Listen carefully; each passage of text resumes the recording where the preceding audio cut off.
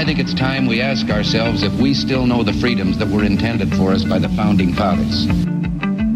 They seem to be in full-scale retreat from spending cuts and are talking about raising people's taxes again. And I have only one thing to say to the tax increasers. Go ahead, make my day. If we lose freedom here, there's no place to escape to. This is the last stand on earth. Those who would trade our freedom for security have embarked on this downward course. Whether we believe in our capacity for self-government or whether we abandon the American Revolution and confess that a little intellectual elite in a far distant capital can plan our lives for us better than we can plan them ourselves. Conduit News Radio with Paul Harrell is on now. So they're adverse to spending cuts, and they're talking about raising people's taxes. I have only one thing to say to the tax increasers, President Reagan said. Go ahead, make my day, punk. Boy, that's some pretty strong language there from President Ronald Reagan. That you hear that in the intro that we made over a year ago. That's almost that particular introduction that we play at the top of every hour is almost a year and a half old. I want you to think about that for 1 second. It's almost a year and a half old. It's almost as if we knew exactly what was going to happen.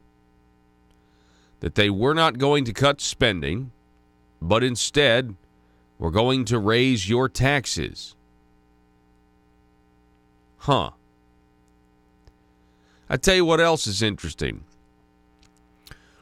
If it wasn't for, and I'm telling you this right now, and look, they may try to resurrect it. I don't know what's going to happen by the end of this 92nd General Assembly. It kind of dawned on me this weekend, I kind of think the amount of revenue they may take from the people of Arkansas is going to surprise even me when it's all said and done.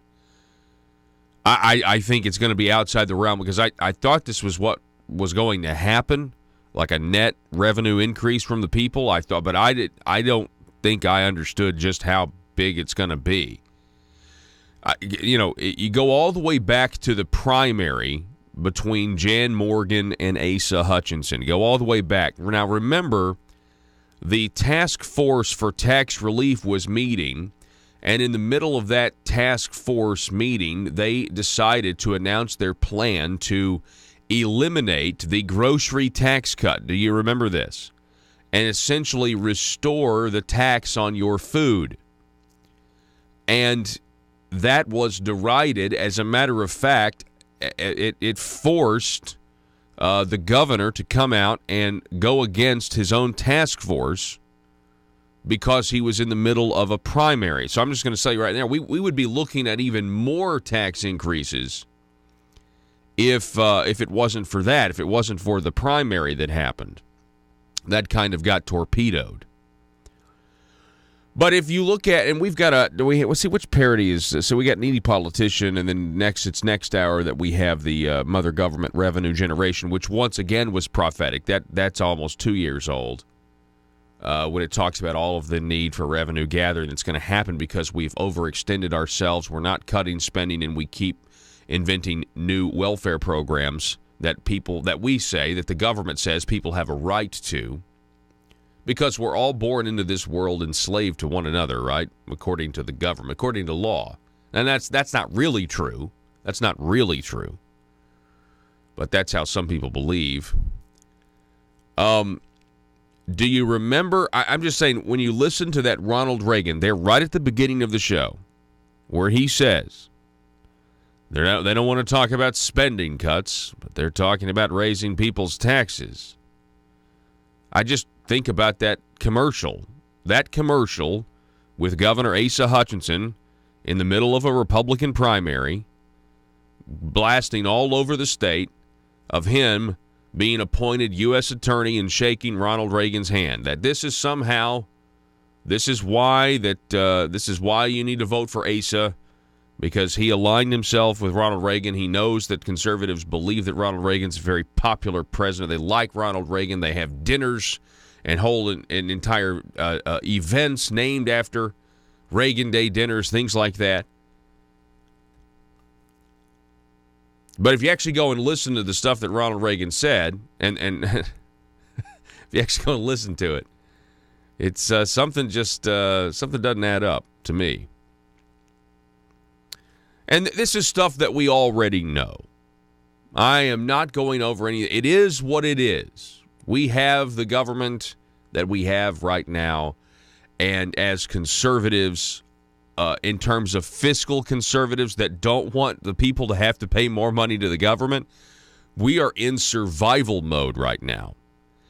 A lot of people are asking the question, does anyone care? I will tell you that there's a lot of people out there that care and are very concerned that the General Assembly right now is in the process of erasing income tax cuts with very few votes on, with 2 votes that have to do with funding our roads. There's a lot of people confused as well, which that's by design. There's a lot of people that think that the tax increase they passed was at the pump, meaning they raised our gas taxes 3 cents. Well, that's what they're saying it will come out to, but they really created a new tax, so they say. They're taxing the same product twice, but they're taxing at the wholesale level a whole bunch. But it's going to get passed on to you, the consumer. And then you have the other plan where it's also a tax, the half-cent sales tax, that's set to expire that they're now wanting to continue. And they're going to make sure that the people decide. Well, I didn't vote for a tax increase. I voted for the people to decide to not let that tax sunset like we promised them, that like the government promised would happen back in 2012. So it's got a lot of people who does anyone care? Well, yeah, I mean, when they pass these, and over at conduitnews.com, you can check this headline out. I would encourage all of you to. $300 million tax increase proposal passes the Senate in 1 minute with no debate. Matter of fact, they had more of a debate over Senator Mark Johnson's momentary motion to hold the bill in the Senate for 3 days. They freaked out more about that than they did the actual $300 million tax increase proposal. I'll talk more about that in a minute. Tomorrow on the program, we're going to be interviewing Mr. Josh Waters. He'll be on to talk about Conduit's Week 8 scorecard. And so I could probably save this until tomorrow, but I wanted to start here this morning because I saw where Mr. Waters he had a Facebook post, and I really, really want to read it to you. Josh, can you throw this up there? Yeah. I'm sorry, Joe, can you throw Josh's post up there? Do you even care? Today, the Arkansas Senate moved forward a proposed constitutional amendment that, if passed by voters, would create a new half-cent sales tax beginning in 2023. It would raise taxes on the people by almost $300 million. This is in addition to fuel tax increases that passed at the beginning of this week. In total, if/when they become fully enacted, this will be almost $400 million of new taxes per year for Arkansans. The proposed constitutional amendment passed in under a minute with no questions and no debate. The purpose of tax increases is to increase funding for roads. There was legislation filed to fund roads from existing revenue without raising taxes, but that bill wasn't even heard. There are other tax increase proposals still looming this session: the internet sales tax, the cigarette tax / vaping tax increase, a cell phone tax increase, not to mention attempts to increase the time legislators can be in Little Rock. Arkansas is 46th out of 50 in business tax climate, according to the Tax Foundation. We have the third highest sales tax in the country. Our government spends more per capita than New York and California. 102 out of 135 legislators are Republican in Arkansas. Spending is on track to increase by over $1 billion under this current governor through 2 terms or 8 years. I make this long post to see if people even care about any of this. If so, comment below. Caveat, not all legislators voted for the tax increases.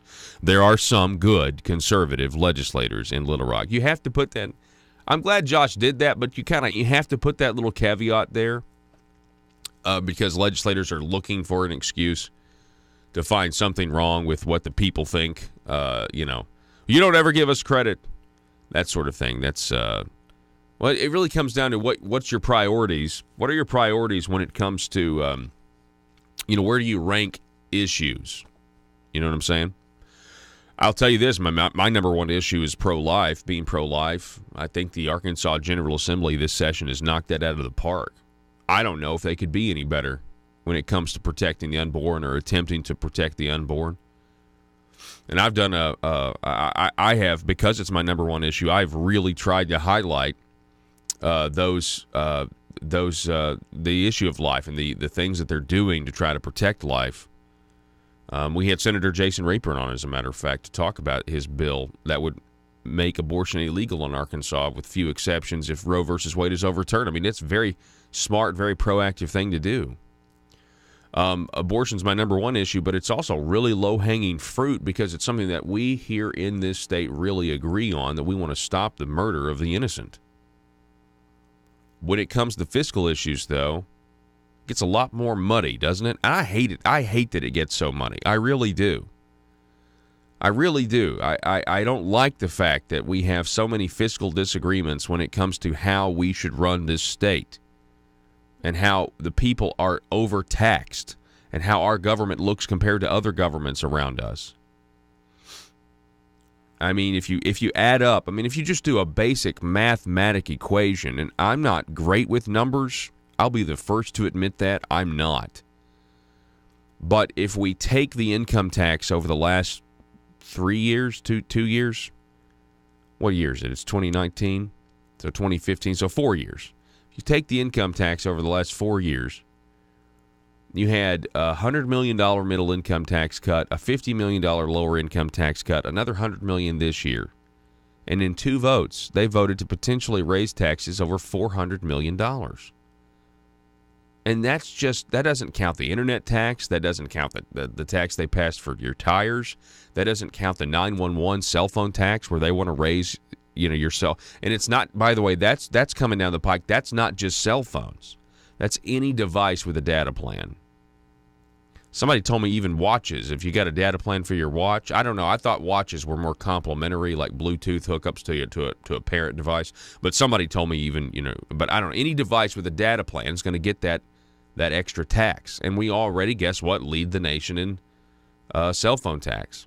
And you'll hear the same argument for raising your cell phone taxes, with the same argument that you hear for roads. That's what drives me nuts. They're telling you that they had to raise your taxes to pay for roads because fuel-efficient vehicles and electric vehicles are sending less money to the government. And while that may be true, if you look at specific revenue streams, the government is getting more and more and more of our money every year. Period. They're just not allocating it properly. They're going to say the same thing for this 911, which the counties are in bad shape. Don't misunderstand me. They have an issue. But they're going to say the same thing about this 911 cell phone tax bill to pay for 911 services. They're going to say, well, as technology increases, less people are using landlines and more people are going to cell phones, and so we need to raise the tax on them. It's the exact same thing. And instead of getting creative and figuring out how to make our government work without coming back to the people and taking more of our money, and by the way, they don't really have to get creative. They just have to prioritize better because, again, the government has record revenue every year. You know how I know that? Because, well, State Representative John Payton took to the floor of the House and said that in the last 4 years, we have seen revenue increases total over $500 million. So, we could fix this problem if we would just not spend that money on other things. Instead, we spend it on roads because we're getting more and more stuff. More and more of the people's resources. It's really frustrating today. Not to mention, I have this headline here about Senator Jim Hendren, and he wants to raise taxes on cigarettes. So that's a whole thing that's got to be addressed as well. Let's see. Do I have this here? Let's see. Tobacco tax bill is now expected. Yeah, I read this. This was in the Northwest Arkansas Democrat Gazette. Expect a bill to raise state taxes on tobacco by 80 cents a pack for cigarettes. Senator Hendren said he will file such a bill as early as next week with proportionate increases on e-cigarettes and other tobacco products. The bill will contain tax relief provisions for lower-income Arkansans, but will raise a net amount of Oh my gosh, is that that's an earned income tax credit? That's what that's going to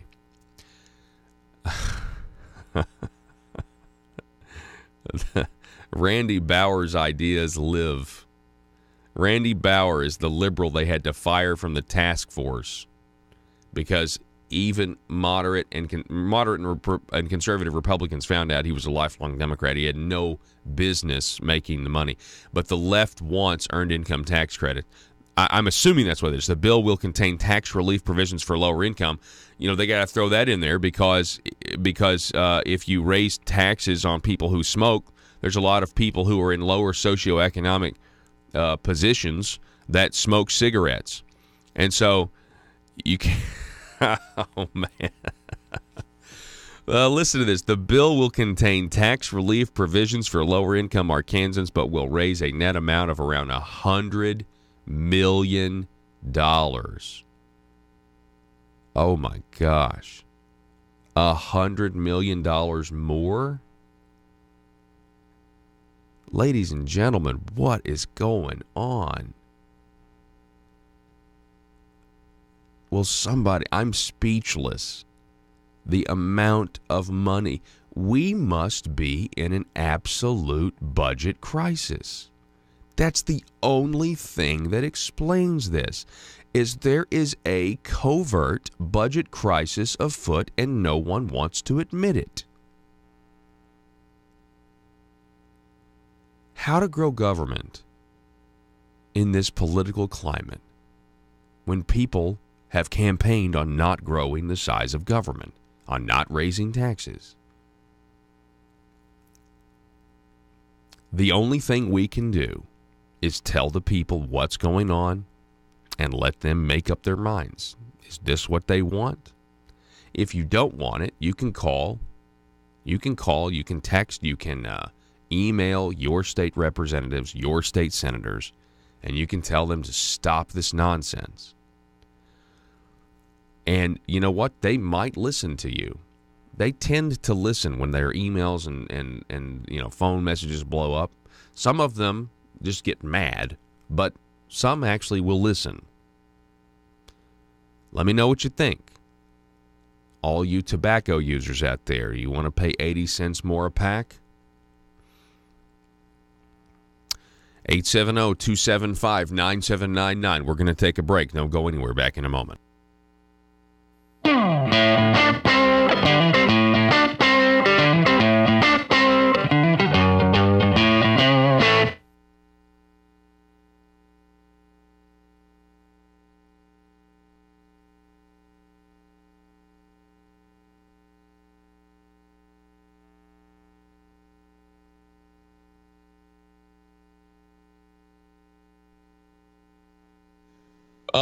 Folks, hey, welcome back to the program. This is Mr. Tim Loggins. You know who he is with the Patriots of Act 746. Tim, how are you, sir? Yeah, I'm doing great, Paul. Good morning.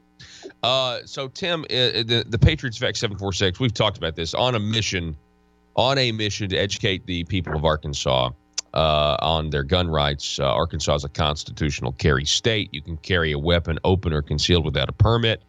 Tim, big victory yesterday out of the Senate committee where a companion resolution to State Representative Brant Smith's resolution in the House was run in the Senate by Senator Scott Flippo. What can you tell us about what happened? I know you were in the room.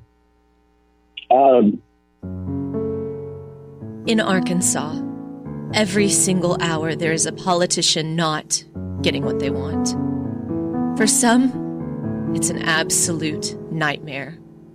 The sleepless nights wondering if progress will ever come. Lying awake pondering how to grow government in this political climate. Asking questions like, Why don't my constituents want to pay a few cents more in taxes? Everyday politicians feel abused and neglected. These politicians are starving for power. They're hungry, confused, and they don't understand why no one seems to care. Will you be a patriot and commit today to help these poor, starved for power public officials? It's simple. All you have to do is commit to stay silent and never dissent or stand in the way of your politicians' rise to power. Never speak up or get engaged to stop the growth of government. By committing to these simple steps, you will ensure the life of your politician will be filled with contentment and the respect they are desperately seeking, as well as campaign contributions from lobbyists. This message brought to you by Aristocrats Serving Arkansas. PHP Parody.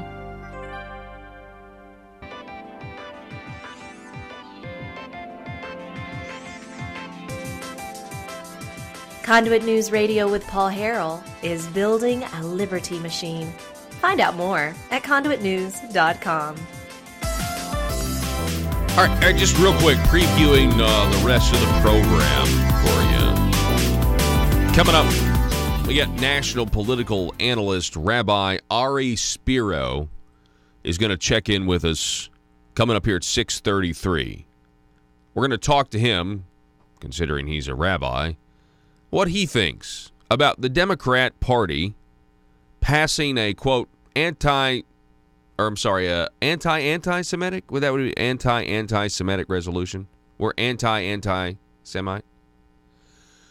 And essentially how it was all a cover to cover up for Representative Omar and her anti-Semitic comments. I would just like to get Rabbi Ari Spiro's take on that. And then at 7:33, okay, I'm really excited about this because we're going to be diving into a specific practice, a specific profession that I don't know a lot about. We're talking about nurse anesthetists, okay?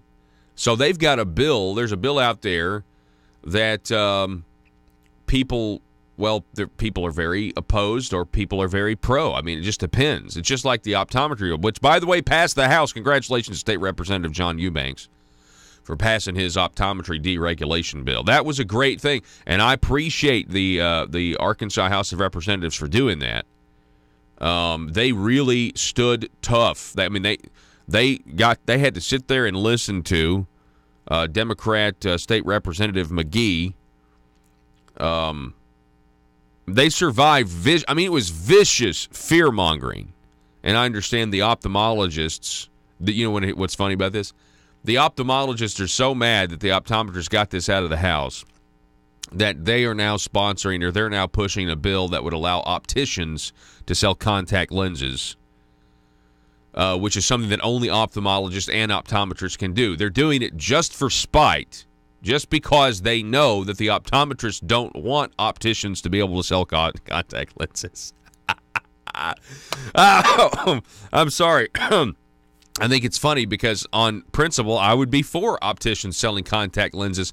Who knows? Spite might actually get this state to deregulate some of their professions. I mean, if we just, in this case, human nature and being petty will might just deregulate us into a utopia. Who knows? But anyway, we're going to be talking with a representative from the Arkansas Association of Nurse Anesthetists. Dr. Cassandra Kelly will be in studio, and we're going to ask her some questions about this bill that everybody's talking about, that, of course, anesthesiologists are saying, well, maybe nurse anesthetists shouldn't be able to do this, and then it has to do with a relationship with surgeons and things like that. You know, these are the people that make you feel no pain, you know what I mean? They get you to sleep, that sort of thing. For the surgery. Back in a minute. was so pleasantly surprised yesterday, Paul. Senator Flippo called me to the table. He introduced the resolution. They asked me to introduce myself. I told them all good morning and appreciate this. And there was not a single question, not a single comment. There was a motion to pass, and it passed. I mean, the whole process was 2 minutes. So refreshing. There was no opposition. You know, we got a couple of no votes from the Democrats, but there was no opposition. They understand what the law is in Arkansas, and it's passed right through. And when will it be on the Senate floor, you think? Could be as early as tomorrow. Could be. Wow. I mean, this is a long time coming. This is essentially what the Patriots have been saying for 5 years now. Paul, it's victory. You know, it's vindication. It's Christmas in March. You know, it's a lot of hard work went into this, and we're finally seeing some tangible results from it. That's great. That's great. And I'm excited. I'm really excited for it to get to the Senate. I think, and I want to say this here, because this is a big transition. It's a shame that it's taken since 2013 to get to this point. But I want to just say, you know, in terms of this idea of concealed carry and everything else, and a concealed carry permit being needed or not being needed, there are still some who might say, you know what, I still want this license for reciprocity. And the reason I'm bringing this up, Tim, is just because I don't understand why the Arkansas State Police, as a public service, wouldn't start advertising or changing their messaging to that. Admitting what the law is, admitting you don't need a permit, but saying, but hey, if you want one, there's still a place for it, because if you want to go to Mississippi or Florida or wherever and don't want to necessarily be harassed, want to have that confidence, you know, in case something does happen, that you're going to be okay. To me, that's now where I think the Arkansas State Police should step in, and that's the service they should be providing. Well, that's absolutely what they should be doing. It's not what they are doing, so reality's not meshing there. And you know what? It really doesn't matter what they do at this point. We're seeing this movement across the country. We're up to like 16 states now that are constitutional carry. Got a possible of 4 or 5 more that in the next month to be constitutional carry. So we could be up to 21, 22 states. Wow. You know, within the next couple of months. And that's how we win. That's how we counteract the federal government's overreach into our gun rights, one state at a time. And the permit's going to become irrelevant if we continue on.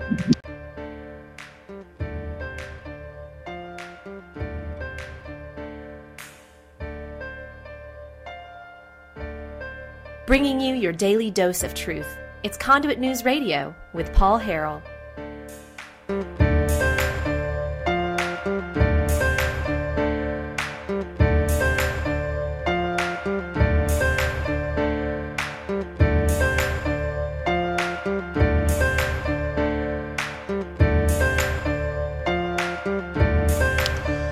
All right, here we go, ladies and gentlemen. Welcome to the program. Welcome back. Really appreciate you being with us this morning. Happy Monday. Thanks for starting the beginning of your week with this here at the intersection of conservative ideas and reality. I've got this headline here. Democrats cave to Omar's strategy of anti-Semitism. The National Conference of Jewish Affairs spokesman, Rabbi Ari Spiro, released the following statement. Let's just get right to it. We've got Rabbi Ari Spiro on the line. Rabbi, welcome back to the program, sir. Thank you. Just give us your take on this whole situation. It appears that the Democrat Party cannot bring itself to condemn anti-Semitism. That's right. If you have a person, in this case, who is a Muslim, all that person has to claim is, your criticism of me is only because I'm a Muslim, and that's Islamophobia. And therefore, I'm allowed to continue what I say, even though it is anti-Semitic. Originally, everyone had thought that after the anti-Semitic, anti-Jewish, really, really anti-Israel proclamations coming forth from this Representative Omar, everyone thought that there was going to be a censure of her remarks. Well, that didn't happen. They said instead, we're going to censure anti-Semitism. It ended up that they would not even do that. They ended up with a resolution talking about, yes, anti-Semitism, hate in general, but Islamophobia. And that was because basically Representative Omar and some of her colleagues said, well, if you criticize this Muslim woman, that's because you hate Muslims. So we have an act of anti-Semitism. The Democrats say, how do you respond to that? By condemning Islamophobia. And this is really bad.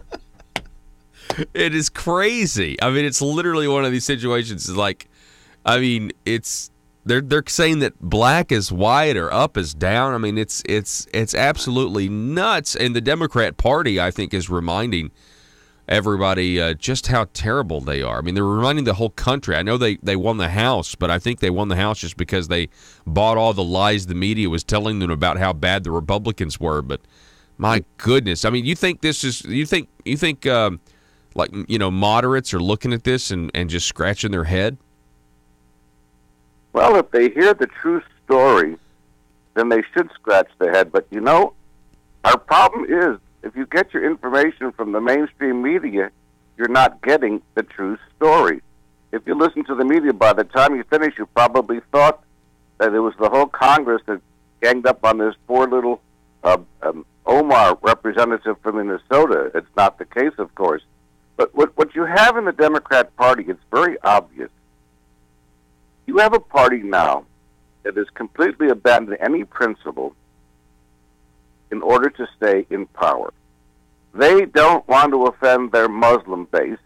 And the people, mind you, that were against calling the anti-Semitism for what it was, were the members of the Black Caucus. I think there were, 45 members of that.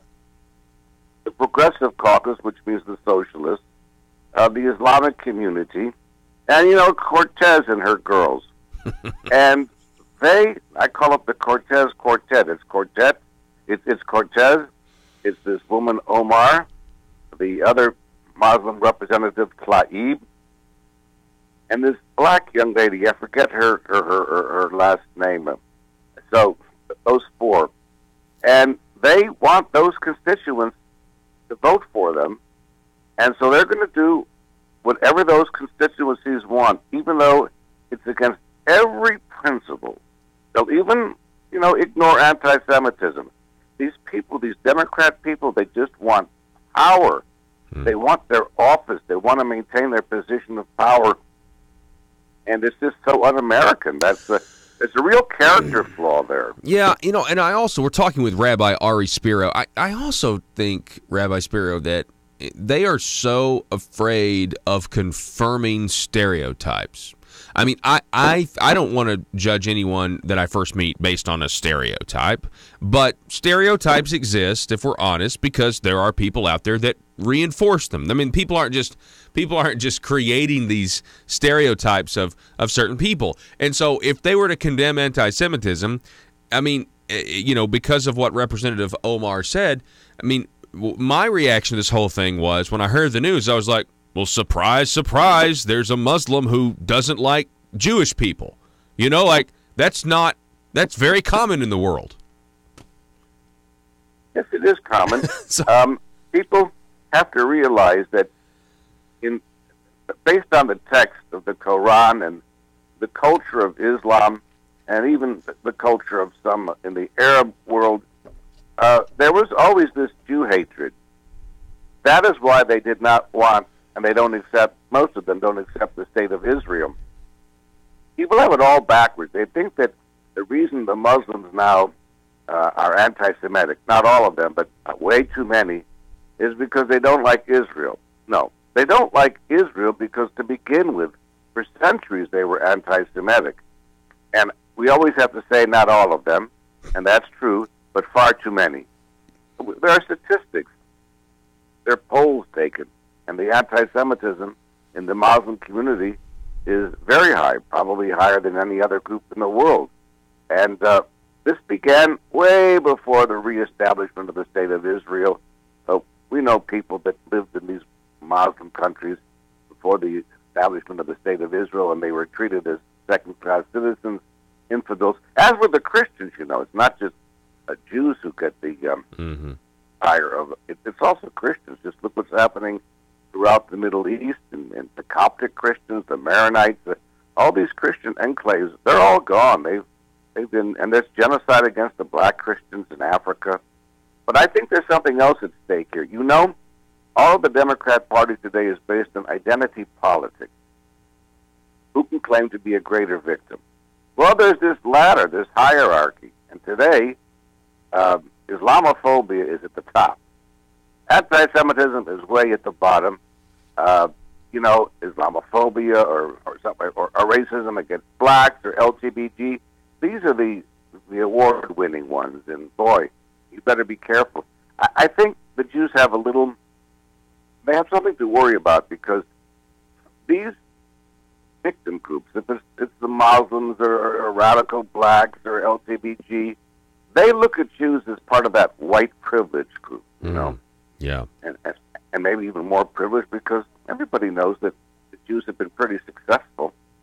So the Jews are making a mistake. They think that these other minorities want to embrace the Jewish community as another fellow minority, but it's not so. They look at Jews as white privilege. That's a really good point. I think you're exactly right. And let me ask you on that, because the last demographics I saw, most Jewish Americans tend to vote for Democrats. Is that right, Rabbi Spiro? Oh, I'd say 70%, certainly. So they got to. I mean, I would think this is what's so fascinating to me, because you would think if there was some Democrat Jewish Americans that would begin to walk away, like there is a walk away movement right now, at least on Twitter, where people are walking away from the Democrat Party.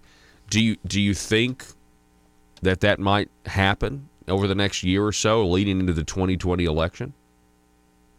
It would be sensible, but the Jewish people, as smart as they are in other areas like medicine and law, and they're pretty talented, certainly in business and technology, but they have an emotional blind spot when it comes to this Democrat-Republican thing. They think that their salvation and their comfort is with the Democrat Party. The Democrat Party is the party for all minorities. And most of them still look at the Republican Party. Well, that's kind of strange to them. And it's a blind spot. It's an emotional blind spot. Jews who otherwise, book-wise and business-wise, many areas, are quite talented and smart. But when it comes to this politics, it's all emotional, and they're just not comfortable with the Republican Party by and large. They're about 30% that are.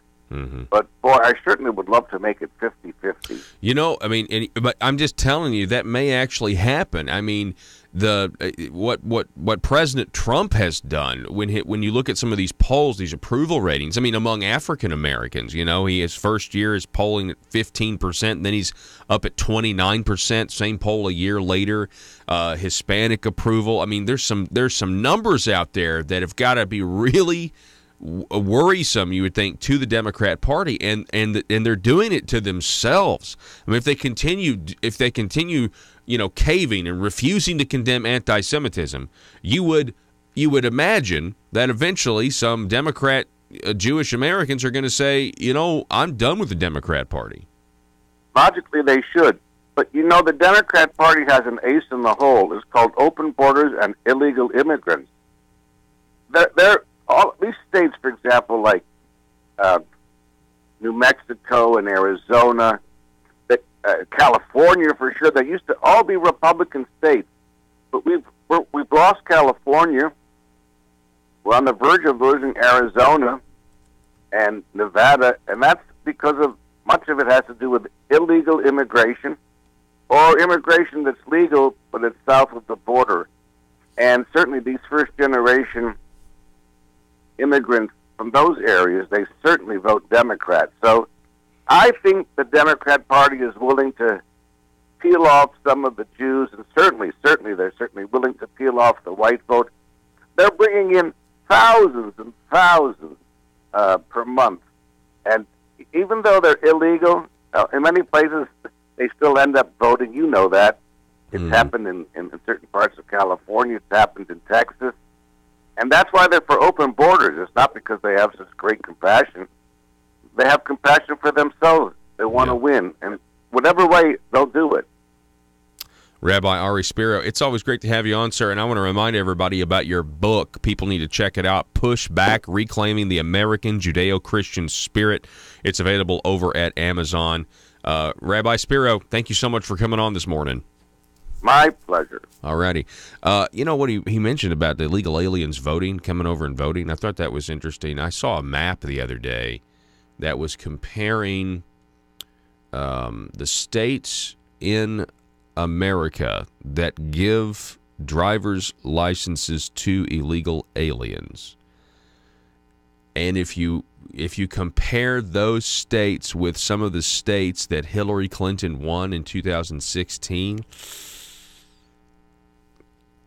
I'm just saying it certainly is circumstantial evidence that illegal immigration is voting, or illegal immigrants are voting. And I mean, if you give someone a driver's license, it certainly makes it easier to vote. I mean, you guys have been through the voting process. It makes it easier to register for sure if you have a driver's license. Something to think about. And something's got to be done about that, by the way. The Republicans, they show no evidence of voter fraud, blah, blah, blah, blah. Well, we don't know what we don't know. We don't know what you don't know. I mean, we're alleging there's a scheme going on, right? And it's a scheme, meaning they're purposely hiding the evidence because they're doing something that they don't want other people to know about.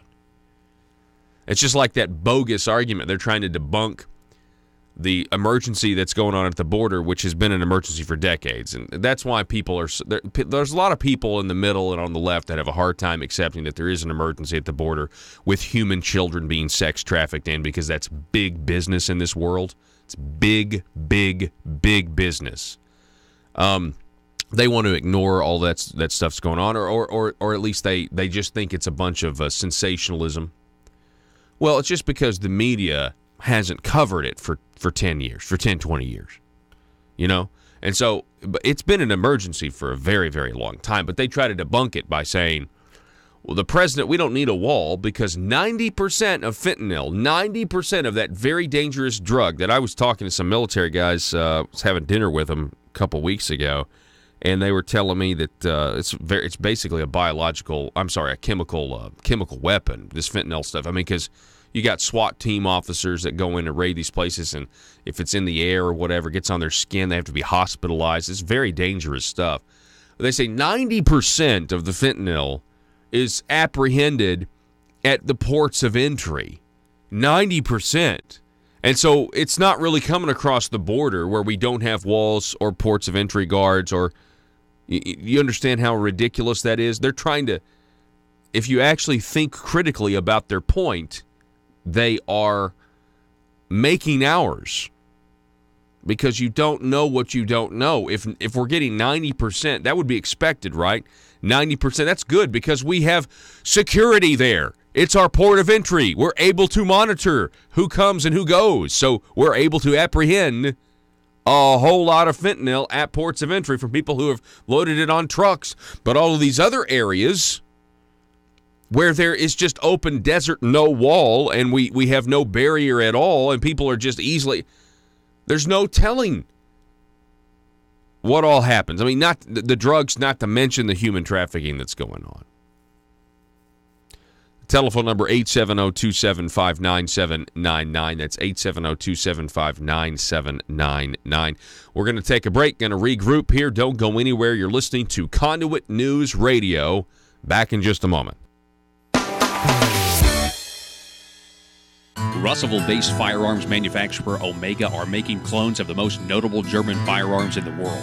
These delayed rotor-lock firearms have been and are currently used by law enforcement and military worldwide. At Omega, they manufacture their guns right here in Arkansas and produce the best reproduction in the marketplace that comes with a complete 5-year warranty. At Omega, they take firearm manufacturing seriously and offer discounts to active and retired law enforcement. Whether you're using Omega firearms to defend the public, defend your family, or for target practice, Omega has your back. For pricing, go to omega-guns.com. That's omega-guns.com. Are you a conservative-minded young person and want to let the world know about it? Are you tired of rolling your eyes as your professor regurgitates progressive, PC, neo-Marxist nonsense? Then you should interview on Conduit News Radio's Young Conservative segment and tell us about why you believe the way you do. Tell us how you came to be a conservative and what are your views on government. Now, if you're worried that your neo-Marxist professor may also be a right-wing talk radio listening masochist, then names can be changed to protect the innocent. It's the Conduit News Radio Conservative Future segment. To be interviewed, call 870-275-9799. That's 870-275-9799. If you're like me, you believe that small business is the heart of Arkansas's economic engine, and it should be viewed that way by the politicians in Little Rock. Conduit for Commerce also believes, like you and I believe, policies that achieve less regulation and lower taxation help small business in Arkansas thrive. Other policies like small, constitutionally consistent government and reducing citizen dependency on government keeps it from growing and expanding its influence on our daily lives. Conduit for Commerce works every day to educate the general public and legislators on these important priorities in the name of Arkansas small business. By the way, contributions to Conduit for Commerce are tax deductible. Log on now to conduitforcommerce.org and click on Contact Us on the right side of the page. That's conduitforcommerce.org. Go there now and learn the facts on protecting small business in Arkansas.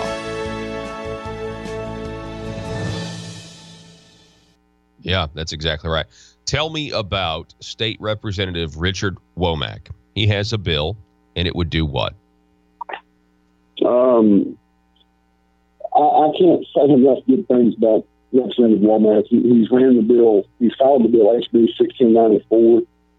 And basically what that does, Paul, is it eliminates gun-free zones in Arkansas.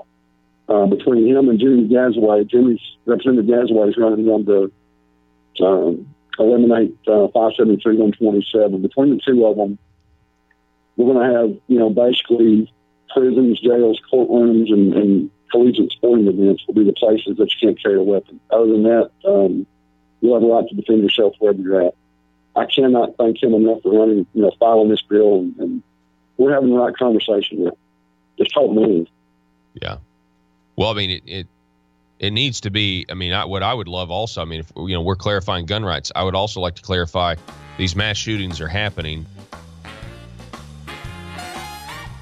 Determined to drain the swamp in Little Rock, it's Conduit News Radio with Paul Harrell.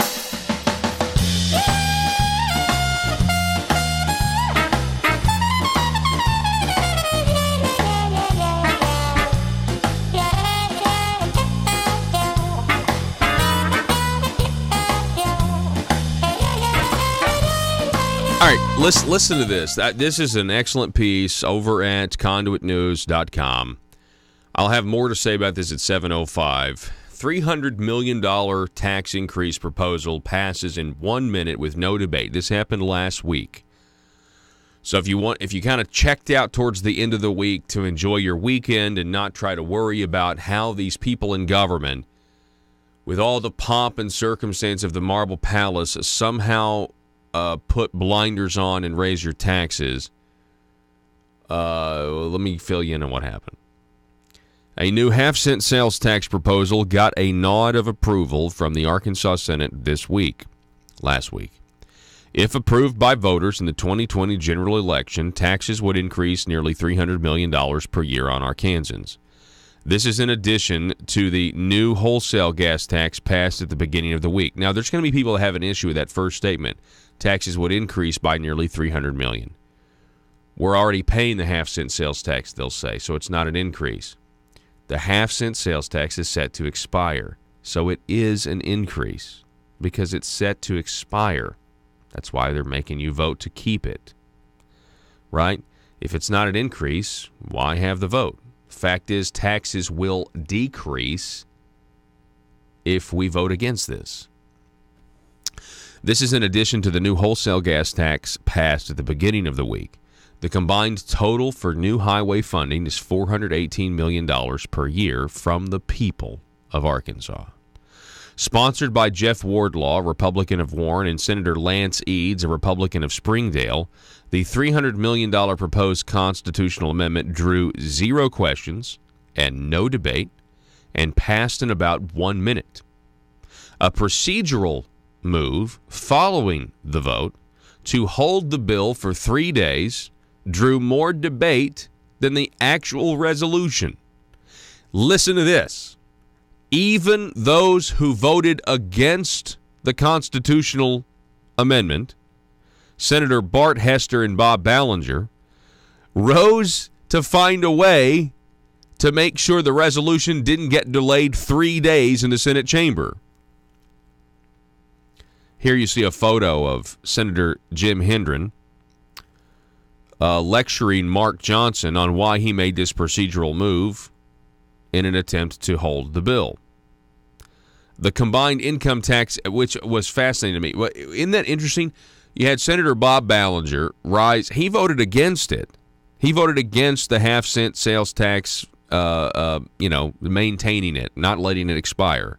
Bart Hester voted against it, and yet they both rose to try to figure out some way to negate Senator Mark Johnson's notice of reconsideration. Isn't that interesting? Huh. I mean, you'd think if they voted against it that they'd be happy that it was delayed 3 days. The combined income tax cuts of $250 million over the past 3 legislative sessions have now been entirely wiped away with the new gas tax and proposed constitutional amendment pending its passage in 2020, with almost $400 million in new tax revenue coming from the people to the government. The state of Arkansas is on pace to increase spending by over $1 billion under Governor Asa Hutchinson's 2 terms in office. You can check this article out if you want for yourself right now. Share it with your friends, conduitnews.com. Let them get the information.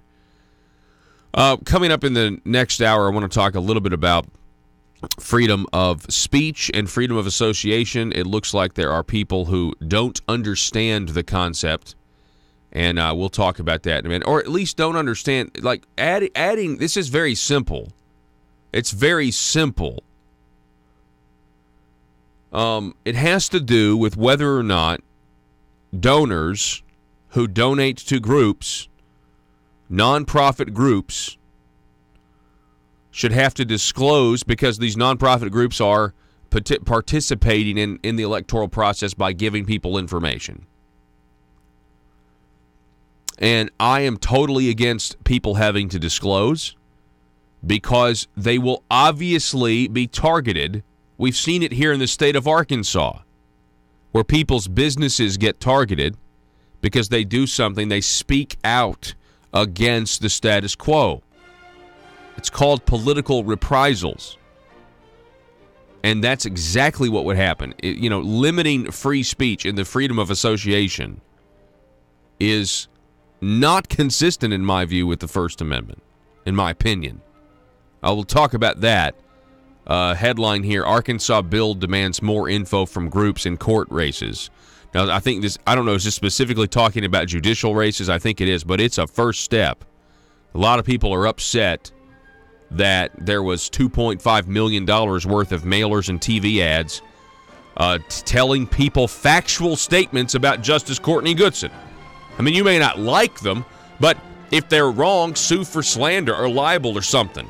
But don't try to limit other people from participating in the political process. You say, well, we're just wanting them to disclose. Yeah, that'll help. The news and talk of Northeast Arkansas. This is News Talk 101.3 FM and 12:30 AM KBTM, Jonesboro, an EAB radio station. In gun-free zones. That's a fact. That's a fact. It's irrefutable. 98+% of mass shootings of 4 or more people occurs where normal citizens aren't allowed to carry a weapon. And HB 1694 is going to eliminate, 98% of those areas that you can't carry a weapon. So, I encourage the listeners, look at 1694, contact your legislator, ask them to support it. This is a good deal. This will be a good law. Yeah. Hey, so Tim, let me ask you this. Can we get an update on the Aaron? It is Aaron Pilkington's bill on the Stand Your Ground. And, just give us an update on where we are on that. Well, at this point, Paul, I think it's incorrect to call it Representative Pilkington's bill. We received word yesterday that Senator Bob Ballinger had gotten involved in it, along with the NRA. And Senator Ballinger has now supposed to run today a bill on Stand Your Ground, and basically has kidnapped this process. And I want to announce to the listeners that Patriots Act 746 are no longer supporting 1059. And Paul, the only way I can judge the future is what's happened in the past. I remember, you talked earlier in the show about short memories. I remember last session when a simple campus carry bill got hijacked into an enhanced carry, which is a total mess. And Senator Ballinger was right in the middle of that, and so was the NRA. And 1059 has been amended twice already. I'm hearing that there may be a couple more amendments coming from the NRA, which is kind of neat because they haven't been involved at all in this process until yesterday. And I just don't trust the process at this point. I notified Representative Pilkington that we were withdrawing support, and I'm not saying we're in opposition at this point. But I can't support it and be involved in it simply because I don't trust the process. Interesting. So you're saying, and listen, I know that reputation, something that you work to build, and in terms of the reputation right now of the Patriots of Act 746, I mean, you guys have 17,000 active people who are, who really care about their liberty and their gun rights. And so you're saying now that this is not necessarily a bad piece of legislation. I mean, originally this was Aaron Pilkington, his bill, and Gary Stubblefield was going to help him in the Senate. And now it's Bob Ballinger. And you mentioned the NRA because out of the blue, I get this notification last night, and the NRA is now telling everybody their legislative lobbying arm is now telling everybody that there's this big vote on a gun bill in committee, and it mentions Senator Bob Ballinger in the article. And I thought to myself, the NRA hasn't been anywhere working on this particular piece of legislation until right now, at least publicly. And so what you're saying is that the Patriots are saying, look, the last time 2 years ago, Senator Ballinger, who was Representative Ballinger at the time, was involved, along with the same NRA guys.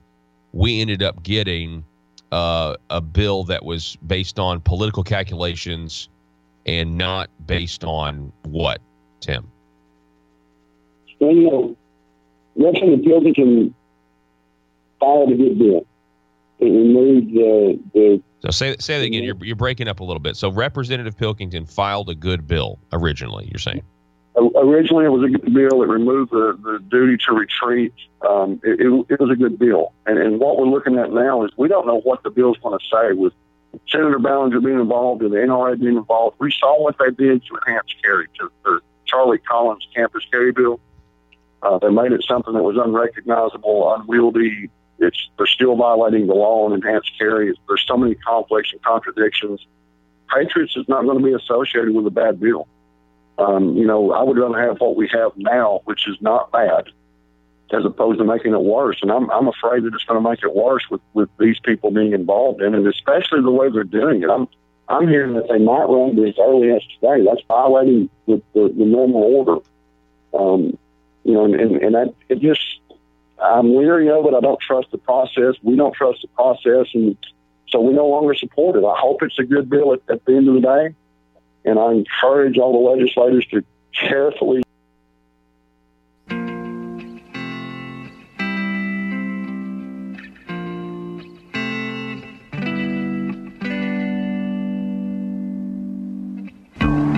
I think it's time we ask ourselves if we still know the freedoms that were intended for us by the Founding Fathers. They seem to be in full-scale retreat from spending cuts and are talking about raising people's taxes again. And I have only one thing to say to the tax increasers.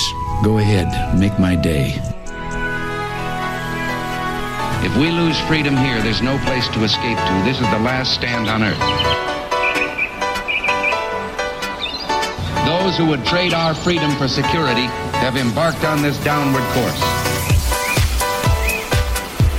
Whether we believe in our capacity for self-government or whether we abandon the American Revolution and confess that a little intellectual elite in a far distant capital can plan our lives for us better than we can plan them ourselves. Conduit News Radio with Paul Harrell is on now. Hey, folks, welcome to the program. This is hour number 2. Thank you so much for being with us today. I really do appreciate it. So I have been, specifically this weekend, I mean, we are a little past the midway point in the legislative session. So this weekend I was really doing some reflections on what has happened so far. I mentioned last hour the positive things that have taken place in the pro-life movement here in the state. I don't think I mentioned the income tax cuts other than to say it's frustrating that the income tax cuts they passed, which were good, easy to support, when you look at the revenue increases for roads and how it's erased the gains, the income tax cuts, it makes it very frustrating. You look at the $100 million in a tobacco tax increase that is being sponsored by the governor's nephew, Senator Jim Hendren. That bill is supposed to hit this week. We have the internet sales tax bill that's supposed to hit this week. And so you start trying to do the math, and right now as it stands, I just think it's even beyond my imagination. I believe there was going to be, if I was a betting man, I would have bet that we would have had a net tax increase. But I mean, I'm looking at some of these numbers here. You know, $95 million in tax cut this year, but $415 million in a highway plan sapping money from the people. And then you take $100 million more with tobacco purchases. Then you have even more coming out for the cell phone tax that's still coming down the pike to fund the 911 system, and we're still not done. I don't think we're still. And so you start looking at these numbers and you start thinking, my goodness, I mean, there. When it comes to percentage wise, when you look at the percentage of what it takes to fund Arkansas's budget, you look at how much they're coming back to us to take more from the people. This could be a sizable percentage increase in the state of Arkansas's budget. I mean, a giant percentage increase. And I think that's how we need to look at this, by the way. So, sorry, let me silence my phone. I got this new phone the other day. I swore I would never do it. I needed a new phone. I'm sitting here walking around in the Capitol, okay, with my my iPhone 6 SE, which for those of you that don't know, it's an iPhone 6 SE, was a iPhone 6 in an iPhone 5 case, a smaller version of the phone. I have I don't know what's going on, but it's just I spend so much time on the cell phone doing my job that I have found that I like a smaller device in my hands. And but they don't make smaller devices anymore. So I find because my battery life was so bad, I'm walking around the Capitol going from committee room to committee room, charging my phone because my battery's so bad. I had to break down this weekend, and I had to get a phone, and I got the newest one, and it's humongous. Anyway, I don't understand why all these screens are getting bigger and bigger. It doesn't make any sense. But anyway, might as well just get a tablet. I sound like an old man. I understand that. I'm 34 years old, and my favorite ice cream flavor is vanilla. I've been called an old man. It's been that way since I was 18. Been called an old man my whole life. All right. Well, what it seems like my whole life. So I was thinking in the context of the 92nd General Assembly, I was reflecting this week, and I've been trying to figure out how I want to say this since yesterday. I was in church yesterday, and I was listening to a sermon, and we were talking about how in the Bible, in Scripture, it says that those people who are not Christians, the lost, is what we typically say, the lost, that they are, Scripture says that they're dead. Scripture says that they're blind. Okay?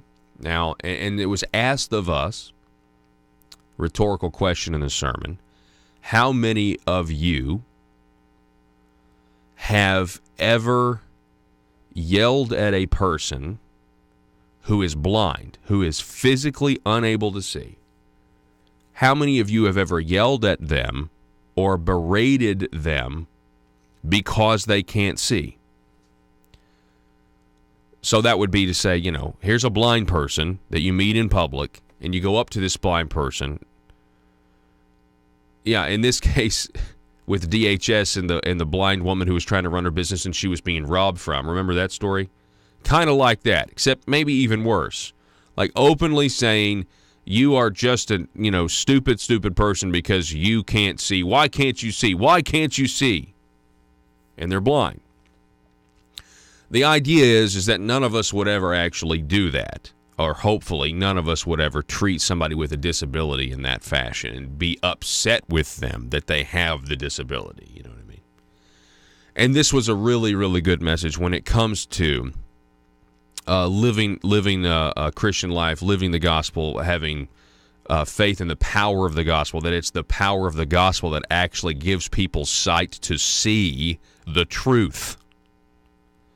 And that is something that, that's not, so you don't get mad at somebody. You actually have, well, it kind of goes like this, if you really understand the gospel, and this is kind of what the message was about, you have nothing but contempt for the sin in your own life, but because you've been forgiven of that sin, you have nothing but compassion for the sin in other people's lives. So that dawned on me, and I really don't like to, I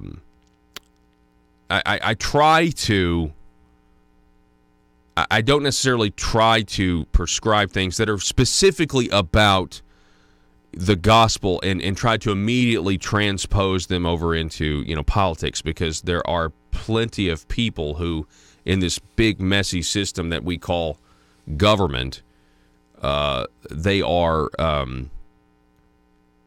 they're definitely can be separate issues. They're not always separate. They are linked. We are very much in spiritual conflicts that really are, I think, at the forefront of a lot of the issues that we face here on Earth. But anyway, so I'm sitting there thinking to myself, I couldn't help it. It just popped in there. I'm going to share it with you. When we look at the amount of disappointment that is out there within the conservative movement here in Arkansas, specifically with how our local governments run concerning fiscal issues, meaning fiscal issues, how the government continues to grow, continues to mismanage, and we have people that are campaigning saying they want to stop that, but then go down there to facilitate it. I couldn't help it. I know it's separate from what the Scripture's talking about specifically. Let me be clear here. Separate from that. But I couldn't help but think, are we dealing with people who are just blind? Are we dealing with a certain percentage of people who are just don't really understand what it is that they're allowing to fester and grow? I couldn't help but notice that, because I'm sitting here looking at these numbers here, and I look at campaign rhetoric, and I am just absolutely amazed. Like, I am so surprised at the amount of money that may very well be coming from the people. I am the net tax increase when it's all said and done. That's what I've been asking. I've been saying, when it's all said and done, at the end of the day, will the people of Arkansas be paying more to the government, the same, which I'd be fine with at this point. Let me just pay the same, or less to the government. Less would be ideal, right? Theoretically, you could pay the same amount to the state of Arkansas, and if the economy grows, then the government is the same size, but now it's smaller compared to the private sector. So then it would actually technically be smaller, and that would be good.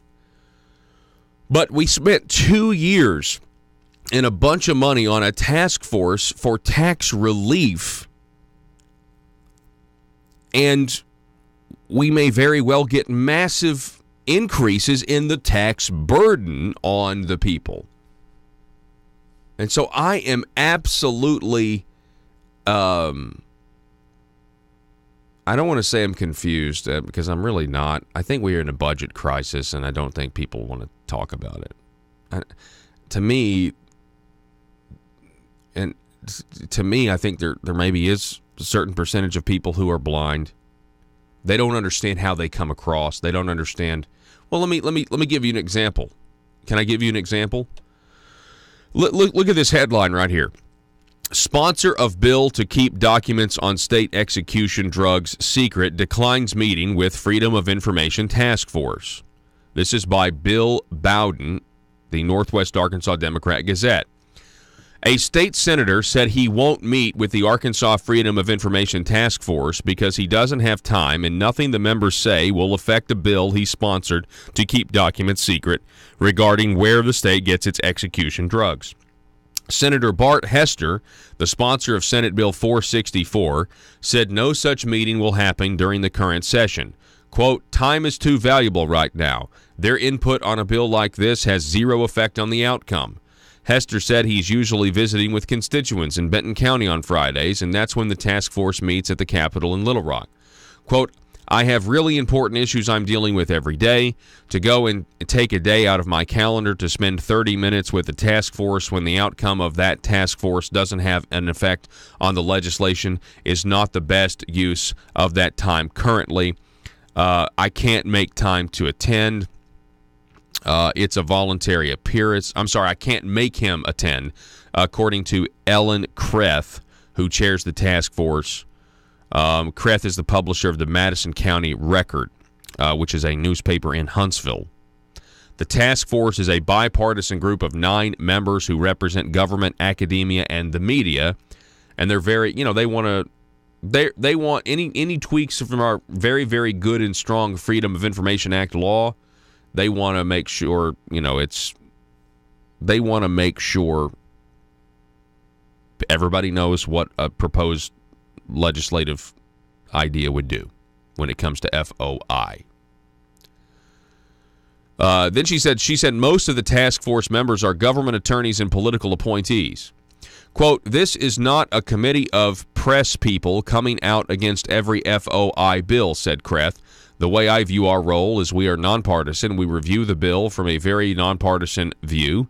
We would never advocate for or against any merits of any bill. We only look at how that bill would affect freedom of information. We are not an advocacy group. Senator Bart Hester said, according again to Mr. Bowden, the task force does provide a very valuable service. I don't want to discount the value that the task force has, but their thoughts on this particular issue, it's not open for discussion. Hester filed Senate Bill 464 on Monday, which would prevent the release of any identifying information about the manufacturers, suppliers, and others involved in the provision of lethal injection drugs. It also prohibits any government officials from disclosing the same information. Stop. Now, so what's the reason behind the bill? Like, what problem is it trying to address? Well, Senator Hester is attempting to address an issue where you have people who are anti-death penalty, okay, that go and put pressure on the companies that make the legal injection drugs, and they put all this pressure on them in an effort to stop them from giving the drugs to the state of Arkansas so that we can execute our prisoners. That's the issue here, and it's frustrating a lot of people who are pro death penalty and that sort of thing, who want the law to. Let's just say it's frustrating people who want the law to be executed. I couldn't help it, but that's the issue that they're trying to solve here. Okay. This piece goes on. Under current Arkansas law, the name of the drug manufacturer can be obtained through an open records requests, but not others in the supply chain. Hester's bill was referred to the Senate Judiciary Committee. It gave it a due pass. Hester said the bill's likely to pass today on the Senate floor. Quote, I would be shocked to assume they are going to say anything, meaning the task force, other than they oppose it. They're going to say they think a privacy issue like this should be FOI-able, so these people can go through that company and create turmoil for that company so they won't sell that drug to the state anymore, and I disagree. Kreth said the task force met Friday and reviewed 8 bills. Hester was invited but didn't attend. Maybe he would not have changed his mind at all, but at least he would have had heard a diversity of opinions. Now, I wanted to, I want to skip down here because they eventually get to our friend Robert Steinbuch. Robert Steinbuch, a law professor at the University of Arkansas at Little Rock, is a member of this particular task force. And he says, quote, I'm a conservative law professor. I individually have no moral objection to the death penalty. Had Senator Hester come to the FOI task force meeting, perhaps we could have had a discussion along those lines. Steinbuch said transparency is a conservative value because government grows in darkness, not light. Government grows in darkness, not in light, meaning the more we can see, the better. So what do you think about that? There's really 2 things here. There's one of just saying, no, not going to waste my time. I don't know. Do they give you per diem for attending that particular task force? Just a thought. I have no idea, but this is a civilian task force that seems to be appointed by government officials. Do you get per diem? Because it seems like if you got per diem, maybe there'd be a whole lot of legislators interested in going and listening to people they disagree with. Just a thought. So there's two aspects here. Gosh, I mean, just the comments here by Senator Hester are just extremely, just flippant. I mean, he's got his mind made up, no reason. Now, in this day and age, some people might really respect that. Okay, just, be honest with us. You don't have time for us. You don't want to hear our opinions. We're talking about people who are, in the media, law professors, things like that. Then you have the issue of the bill itself when it comes to freedom of information. I think a lot of people out there want the death penalty in Arkansas to be able to actually be enforceable. And right now we have a problem with that. But is the answer limiting the information the public has access to? I don't think that's the answer.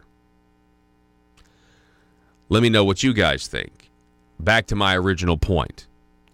Are we dealing with, in some cases, just a blindness to what is actually being done? Are we dealing with a blindness to how our actions are perceived? The government's actions are perceived when they actually do something? I don't know. Listen, you say this segment might be all over the place. That's fine. This is just what I'm trying to work out what's been going on down there. I mean, been down there now for 6 weeks covering this stuff. And it is extremely tough to cover. And this weekend, I'm just sitting there trying to have, some moments of self-reflection. Like, what exactly is it that Arkansas's government is doing that is good for the people of Arkansas? There are some things. There are some good things. But when it comes to being fiscally conservative and letting people have more of their own money and keep it in their pockets, which is, I think, one of the main reasons we have elections in the first place, is to decide how we fund this thing we call government. again, the math is just starting to stack up, and it doesn't look good at all for the people. For the people when it comes to a net tax burden. We're going to take a break. Don't go anywhere. Back in a minute.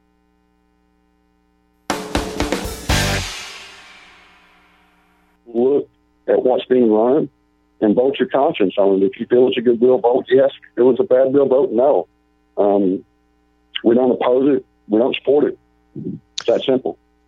Well, I mean, I can completely understand that. I mean, if you go back 2 years, Tim, to the enhanced carry situation, in the press conference, the whole idea of an extra red tape and an extra license was credited to Bob Ballinger in the press conference. The governor said it himself. You can go back and listen to the tape. And of course, the enhanced carry has been a disaster for the state. If you remember, Paul, Charlie Collins started campus carry to allow professors to carry on college campuses. That wound up being a convoluted mess that was pulled out of committee twice, violated normal regular order twice. They had an amendment later as soon as it passed. This is Mother Government, everything that the original my bill people. did. The promised revenue gathering to fund my motherly goals, such as the Arkansas Works, Obamacare, private option has commenced. I have asked my representatives and senators to execute my will concerning new revenues from the tires you use to drive on my roads, the candy and sodas you consume and purchase in my stores, and the digital products you download on my internet. Your sacrifices and tributes, which are owed, display a measure of obedience, but there are still collectible sacrifices I require from the people to increase the work and size of our great government of Arkansas. There are 2 matters left unresolved. 1. I require a general tribute for all purchases made on my internet. Not just digital products, but all products. My dear children, there are those who would thwart my motherly goals of progress. If you see them, please combat their misguided notions of freedom by using phrases like mom and pop, and tax cheat. 2. I still require more revenue sacrifices concerning your consumption of my gasoline. I require your undying loyalty on the subject. Subjects, in conclusion. More revenue is good. Static revenue is bad. This message was brought to you by your stewards, aristocrats serving Arkansas. Thank you, my children, in advance for your required and expected obedience that keeps society safe and prosperous. And always remember, from cradle to grave. PHP Parody.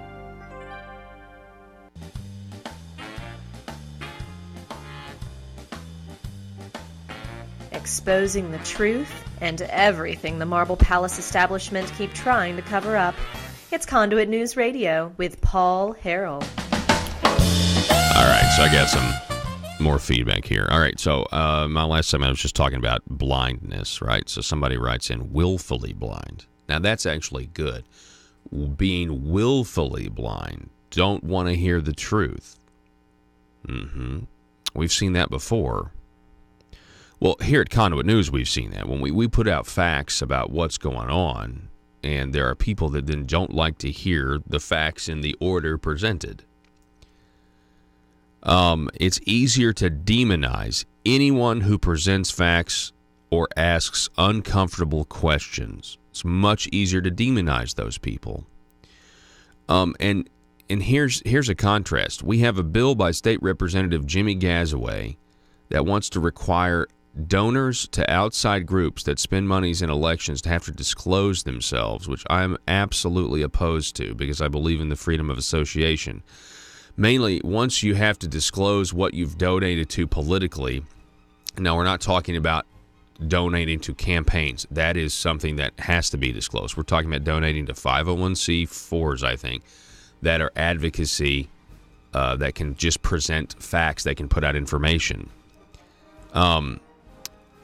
Dark money donors is what they're going to be called. Dark money is only defined by those who want to take advantage in how they define it.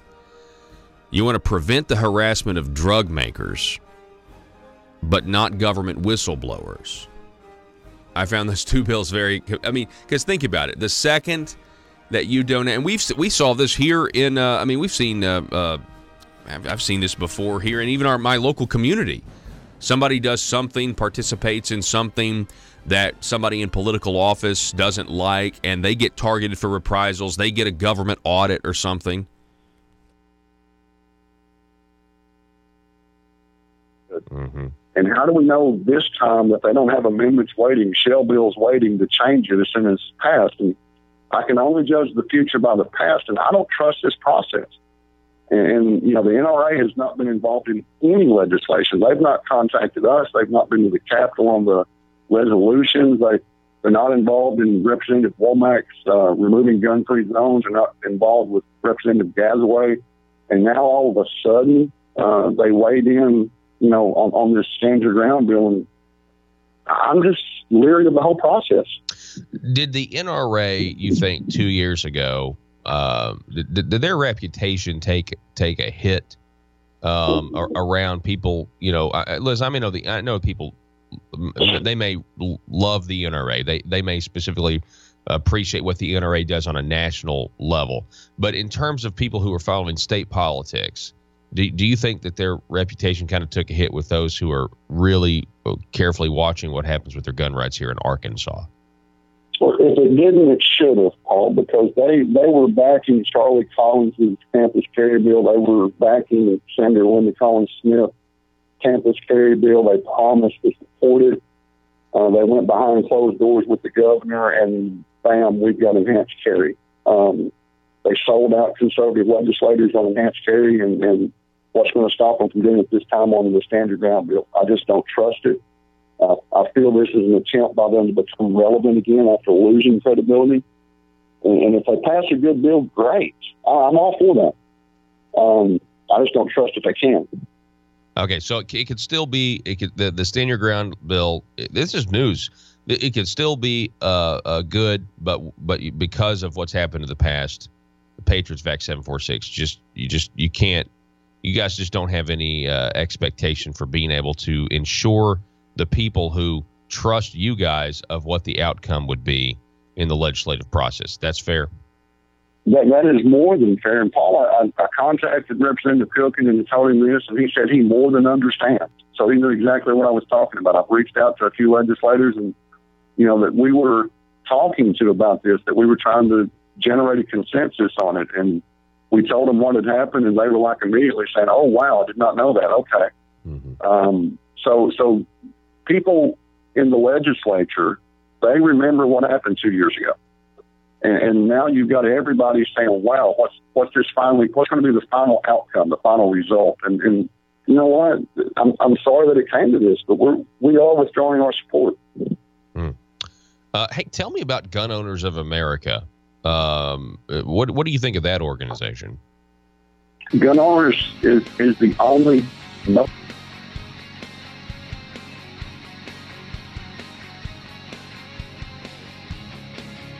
The intersection of conservative ideas and reality. Conduit News Radio with Paul Harrell.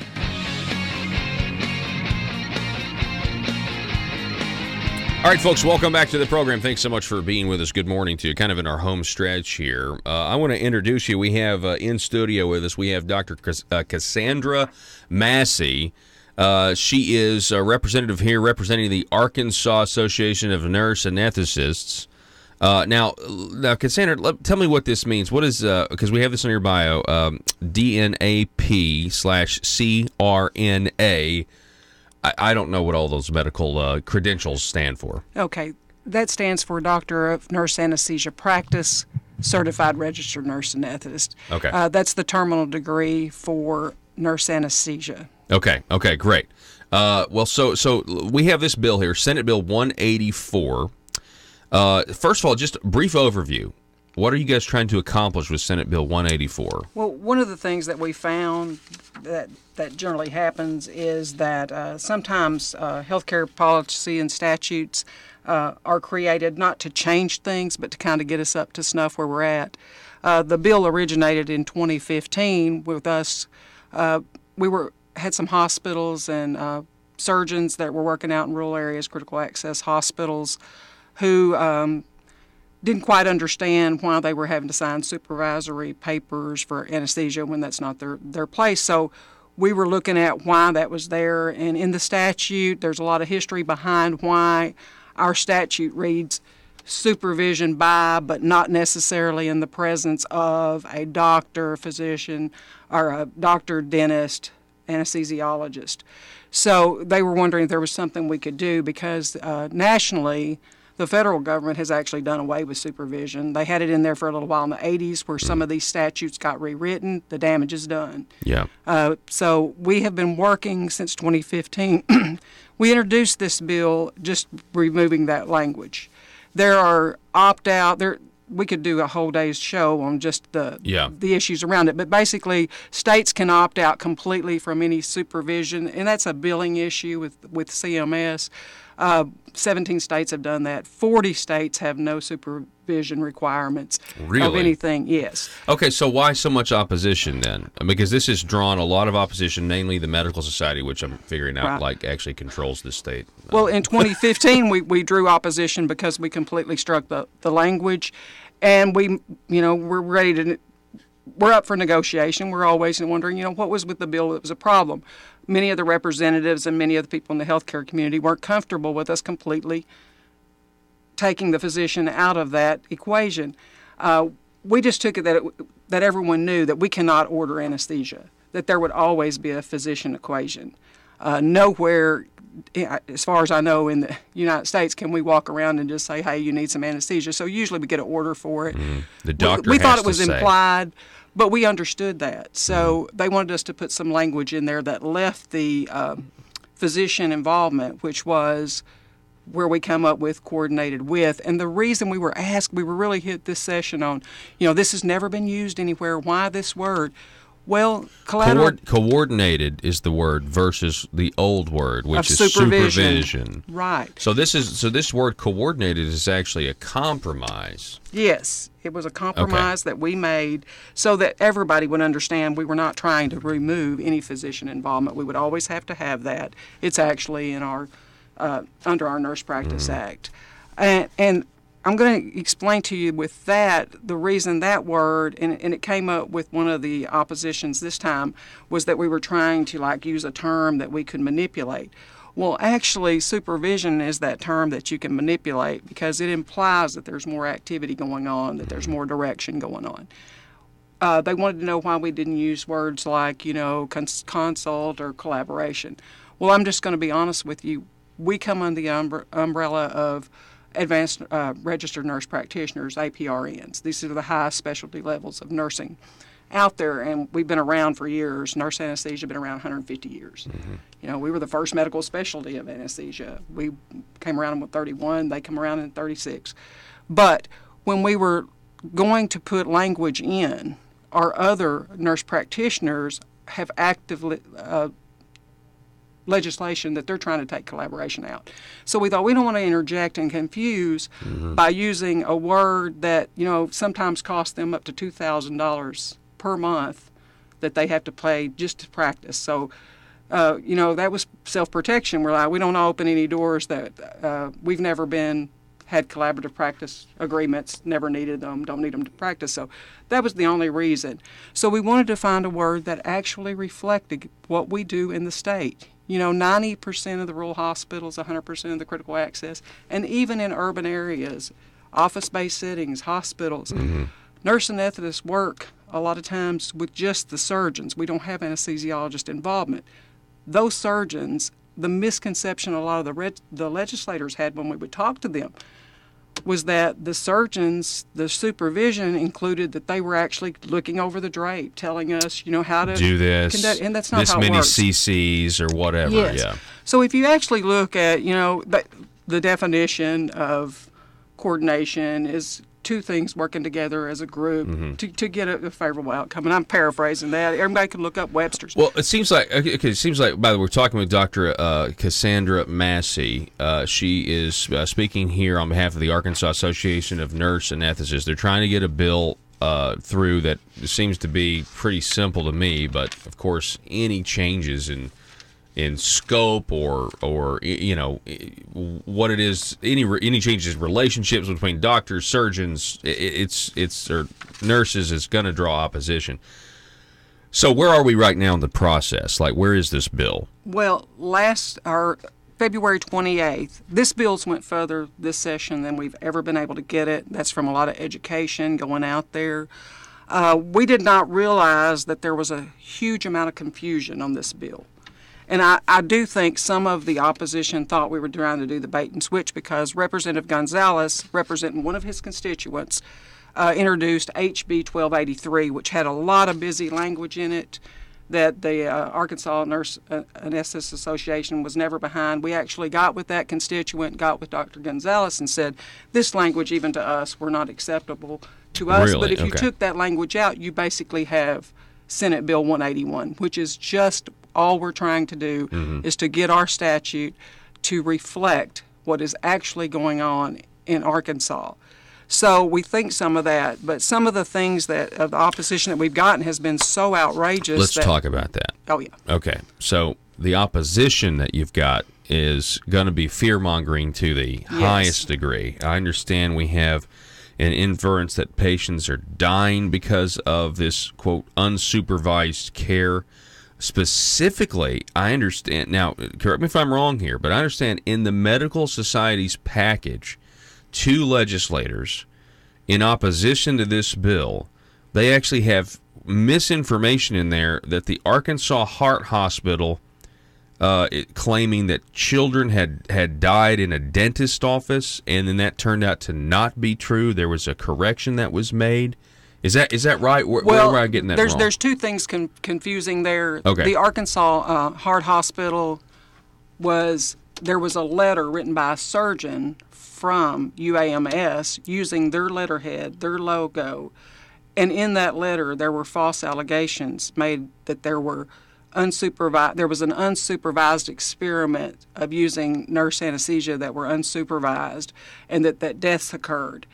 In the room that day, I knew that was incorrect, but we like to know 100. I mean, we got hit with a lot of things, so we were kind of like, I did not know the letter existed. So UAMS using that letterhead, UAMS doesn't want them to use that letterhead, right? Yeah, I wanted you to let me actually give a shout out to UAMS and the Arkansas Heart Hospital, because I got in touch with them immediately. Like, it was a Friday, Thursday, and then on Friday, by Monday morning, before 8:30 in the morning, we had Arkansas Heart Hospital and UAMS very forthcoming in that, first of all, UAMS and the Heart Hospital do not make political points.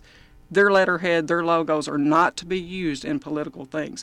They were very quick to come in and to try to correct this. You get toothpaste out of the tube, it's very hard to put back, because this was disseminated. One of the local news stations there, Channel 4, actually ran a kind of bias thing on this, trying to increase the fear-mongering. Say it Well, ain't so. I've reached out to them. I haven't heard back to let us. But with this letter, Arkansas Heart Hospital sent letters, and they asked, what can we do to help this? What can we do? To try to correct the perception, and the false these perception. are stellar hospitals. Arkansas Hospital's been known for what, 2 years in a row as being one of the premier hospitals. Those were adults that they were saying there.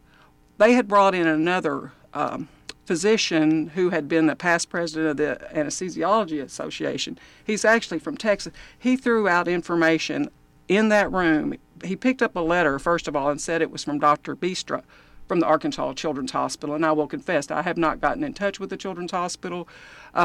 But he read those credentials and just outright started saying that, people had died in dentist office and children had died, and that Caleb's Law, and I brought Caleb's Law. This was something that was going to be emotional for me to talk about, because when he said that in that room, I knew what Caleb's Law was about. Our current president of the association, has set in for the last several years with the dental boards, trying to see there are some things going on in dentistry and reporting things that doesn't really keep up with the picture of why there have been some children die in dentist offices, some adults die. What was the problem? Could we be part of the solution? Well, I think it's important to know that Caleb's Law had nothing to do with anesthesiologists or nurse anesthetists. This was a 6-year-old healthy little child. And first of all, I want to say my heart goes out to these families because they're being used in this particular situation in a way that was beneath the profession of this physician. To come in and to use this child's death, he went to an oral surgeon. The oral surgeon was performing the procedure alone in his office with a dental assistant and a sedation assistant. And this family had no idea. Just like in Arkansas, a lot of people, if you ask them, they did a poll, a junk poll. 600 people called that was reported out on the television. You ask people this loaded question: do you want your anesthesia done by a doctor or a nurse? Nurse is a wide umbrella. Well, we think that it would have been better served to do that is to actually help educate and say, you know, if you're in 90% of the rural areas, 100%, and even in these urban areas, do you even know who did your anesthesia? I want to make sure, though, that when we had these letters, or this letter with the letterhead and the logos, trying to make it look official, that did get put into the packet given to legislators. And, you know, we had heard the rumblings because they hired 5 more lobbyists when this got through the Senate. I mean, the Senate realized we were able to go in there and have healthy debate. There was none of this. But this is the furthest it ever got. And after those lobbyists, we started getting calls. I actually got brought back into this because of this. We started getting calls that they were out telling the legislators that we were going to be out in homes putting in epidurals, that people were dying. So when we had a person who had worked during that period of time as a nurse and as a hospital said, if it comes up and they say this out loud, then we're going to be able to do that. Well, they did not openly say that, and I do believe it was because of her recognition. But then we found out those letters were in there. So again, when I got the letter, was able to read the letter, got in touch with the heart hospital. They were both UAMS. They're innocent bystanders. They've been. They are absolutely and have been nothing. And UAMS is starting a nurse anesthesia program. This couldn't be worse timing. I'm a real proponent of educating. You know, we do have access problems. We have a tsunami of patients that are coming our way, more work than any of us could do. And one of the other things that goes along with that, I want to go back to Caleb's Law is basically having those things expressed to families and being able to start actually keeping up with these occurrences, because I found out through some research that not a lot of places even report dental deaths. So we can leave that, but I hope that they never do that again. Yeah, absolutely. There's a lot of tragedy. So why do you think? Why are they using these type of tactics? It seems these are desperate tactics. Why do they want this bill to fail? One of the steps, there's a opt-out where states can have the governor, and we would like this to happen, just completely do away with any type of the CMS rule. And it's a billing rule. It has nothing to do with our scope of practice. We are one of the few nursing specialties who can do everything that our physician counterparts can do. Now, facilities, the thing that this bill does not do, that one of the things is that it will not cause any facility to have to change their bylaws or policies to conform to a change. They can continue doing exactly, just as supervision does not require them to have an anesthesiologist there. Every facility can still, it's very permissive, they can decide to do those things. But if we change the language would have to be changed before the governor or, you know, the legislature could even say, you know what, it's burdensome, it doesn't really reflect, and it's not a good thing for Arkansas, let's do away with it. I think their biggest fear is that that will go away, and it will increase our competitiveness. We're very cost effective. We're about half the price of an anesthesiologist. So this bill, if passed, will increase competition. It could eventually, and actually... And y'all are for that. I think everyone should be for that. What do we find when we find that competition's out there? Mm-hmm. And, you know, they always come back with this fear-mongering on safety. Nurse and anesthetists have been around 150 years. We are the best-kept secret in medicine. That has been to their advantage. Because, just as an example, supervision, but not necessarily in the presence of, what does that mean? Dr. Dilley, who has been a fierce opponent of this bill, has been able to sit in the legislature, I guess every time I watch from home, I'm a geek, he's there. Is he taking vacation time off work, or is he supervising, not necessarily in the presence of, while nurse anesthetists are there? We have not done a good job. and we've talked about this, of educating the public on who we are. Mm-hmm. When they come up and we say nurse anesthetist, the assumption is we're anesthesiologists. We're going to be doing your anesthesia. We've always done that. You know, the doctors are not opposed to taking credit for that work, you know, as long as that supervision's there and there's some misunderstanding that... And to be clear, you guys only give people drugs when you're ordered to do so by the doctor in the first place. Yes. We can ask for prescriptive authority but we can't write narcotics. That does not fall under our umbrella. We can only do what is under our scope of practice. We have to have a physician's order. And they were really upset about, Representative Wardlow, he got a little loud and a little emotional about, we're just going to go out and set up pain clinics. I remember that. I was in the room for that. Yeah.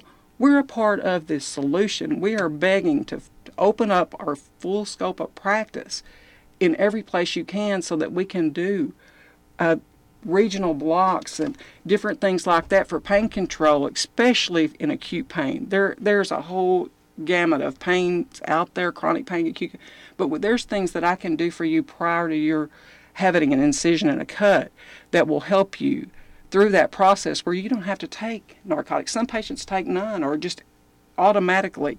You wake up, that area that's inflamed stays inflamed for a few days, but as it goes down, that's where the most of the pain. So if we can do things, they need to be opening that up, not fighting us on it, because there are approximately 690 nurse anesthetists in the state. There's only about 290 anesthesiologists, and they are primarily in 4 areas. In Fayetteville, Little Rock, Fort Smith, and Jonesboro. So if you're not in those areas and you're out in the rural areas and the critical access hospitals, we need to be able, if you have your total need in one of those hospitals, we need to be able to do that, which we can. The doctors order it. We go out and personally train. You know, everybody worries about what you learn when you're in school. Well, medicine changes daily. We actually, as an association, brought in one of the anesthesia training groups that does regional anesthesia, known across the country, had them come in so that nurse anesthetists from Arkansas could actually train and have hands-on to get better at these to help fight the opioid crisis. In no way, I can go set up a pain clinic today. I can get a physician to partner with me. We may not, because of an Arkansas statute I don't understand, we may not can be partners equally because they can't have a non-efficient partner. But we could actually do that now. And they're saying that this word change, we want the word change to reflect what's actually going on. We are going to go out and educate the public now because we realized. So where does this bill go? We're running out of time here. We're talking with Dr. Cassandra Massey, Arkansas Association of Nurse Anesthetists. Where are we here with Senate Bill 184? We got through the Senate and went over to the House. Of course, we got a vote of 10-10. We thought we had the 11 votes till that packet showed up with the deaths and the false. So we are actively trying now to redo some of that damage, meeting with some of the representatives, and we hope to be able to run this bill. Well, a lot of times committees, if they find out, people on the committee, if they find out they've been deceived, they tend to reverse their vote sometimes just because they don't like to be deceived. Well, we totally underestimated our opposition because we thought it was, and with the confusion, but the one thing we couldn't do, we almost have to run the bill again because we have to get in that room. We can't leave those accusations out there. And by the way, Arkansas Hospital, from the letter, I have it here if you want to read it, says that not only was, they never had a CRNA working without physicians. There were absolutely no deaths during that period of time. That was mentioned in that letter. So I want to get that out there. That's complete fear mongering. So we're going to have to do a better job. So the headline here: nurse anesthetists are not. You guys are not mass murderers. You're not going around killing folks. So. Well, no, and the biggest message is that we've been out there in Arkansas, and from now on with the public, ask who's doing your anesthesia. You might be surprised because even we have stacks of letters from surgeons in urban areas who work singularly with CRNAs safely and have done that, who say this having to sign off that they're actually supervising something that they're not experts. Anesthesiologists, nurse anesthetists, We are experts in the field. We do what we do. The surgeon needs to be concentrating 100% on what they're doing. They need to trust and know that I'm up here. They know I know what I'm doing. You know why? Study after study after study shows there's absolutely no difference in outcomes whether an anesthesiologist or a nurse anesthetist does these things. The bill is SB 184. Dr. Cassandra Massey, we appreciate you being with us. Hey, I appreciate you letting us come here and just try to take care of some of this. Yeah, we'll keep following it. Invite me back anytime, and that goes for any place that would like to have us out to speak. Well, I wanted to set the record straight because people were telling me what UAMS and the Heart Hospital had done. Of course, it wasn't them, but their letterhead was being used. Anyway, we got to go. Back in a minute, folks.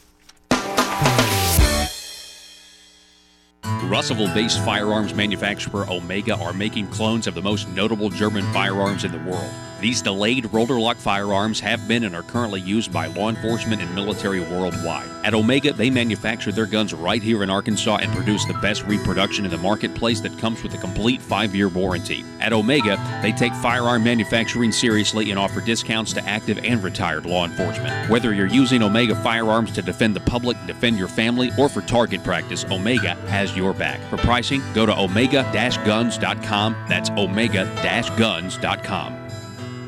If you're like me, you believe that small business is the heart of Arkansas's economic engine, and it should be viewed that way by the politicians in Little Rock. Conduit for Commerce also believes, like you and I believe, policies that achieve less regulation and lower taxation help small business in Arkansas thrive. Other policies like small, constitutionally consistent government and reducing citizen dependency on government keeps it from growing and expanding its influence on our daily lives. Conduit for Commerce works every day to educate the general public and legislators on these important priorities in the name of Arkansas small business. By the way, contributions to Conduit for Commerce are tax deductible. Log on now to conduitforcommerce.org and click on Contact Us on the right side of the page. That's conduitforcommerce.org. Go there now and learn the facts on protecting small business in Arkansas.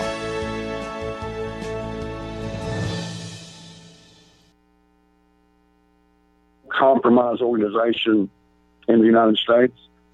I anticipate them getting involved with Representative Womack's gun-free zone elimination bill. They're no compromise. They stand up for our right to keep and bear arms, period. And that's really where we're at. Locally, we've got to stand up for our right to keep and bear arms, period. We've compromised everything we can compromise. Wow.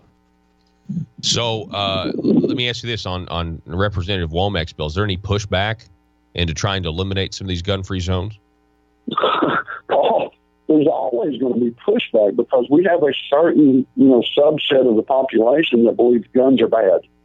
They want to remove all guns, period. That's their real agenda. And I'm talking about progressives and Democrats. They want to remove our ability to keep and bear arms. So is the pushback? Yes.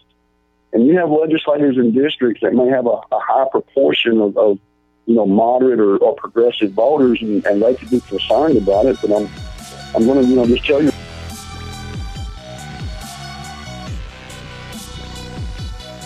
Need your daily news fix? Don't forget to tune in to Conduit News Radio with Paul Harrell. Here we go. We are back.